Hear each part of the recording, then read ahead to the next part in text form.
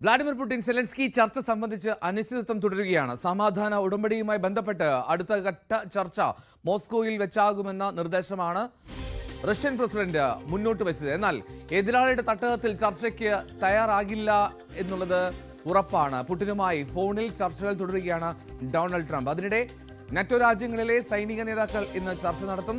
മിഥുൻ തുടരുന്നുണ്ട്. മിഥുൻ, ഈ Putin Zelensky ചർച്ച അത് സാധ്യമാകുമോ എന്നുള്ളത് വലിയ ചോദ്യമാണ്. പക്ഷെ അപ്പോൾ മോസ്കോയിൽ വേണമെന്നുള്ളത് പുടിന് നിർബന്ധമാണ്.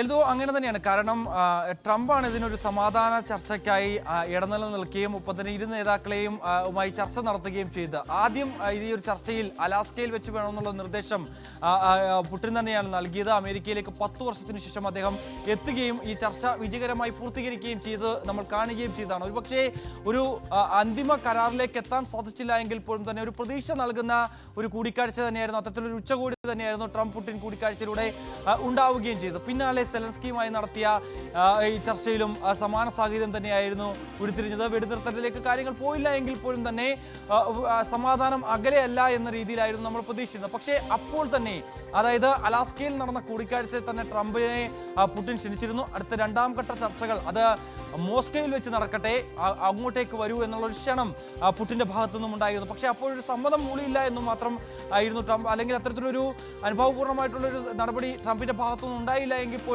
സ്വാഭാവികമായും അത്തരത്തിലുള്ളൊരു ആവശ്യം പുടിൻ വെച്ചതുകൊണ്ട് തന്നെ അത് പരിഗണിക്കേണ്ടി വരുമെന്ന് ട്രംപിന് നന്നായിട്ട് അറിയുകയും ചെയ്യാം.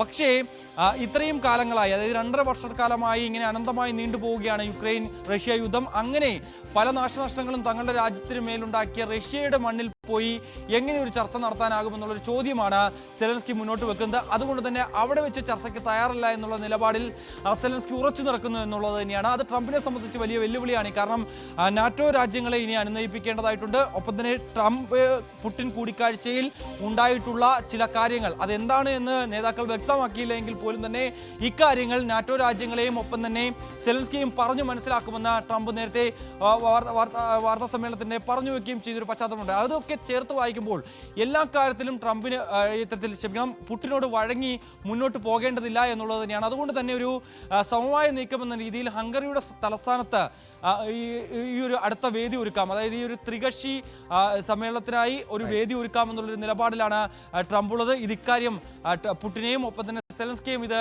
നേരിട്ട് അറിയിക്കാൻ തന്നെയാണ് തീരുമാനം. മറ്റൊന്ന്, സൈനിക തലത്തിലുള്ള കൂടിയാലോചനകൾ നടക്കുന്നുണ്ട്. അത് ഈ വിഷയങ്ങളൊന്നും തന്നെ ആ ഒരു കൂടിയാലോചനകളിൽ വരില്ല എന്നുള്ളത് തന്നെയാണ്. അത് യുക്രൈന്റെ സുരക്ഷയുമായി ബന്ധപ്പെട്ടുള്ള കാര്യങ്ങൾ ചർച്ച ചെയ്യുന്നതിന് വേണ്ടിയാണ് ആ ഒരു യോഗം ഇന്ന് വൈകിട്ടോടെ ചേരുന്നത്.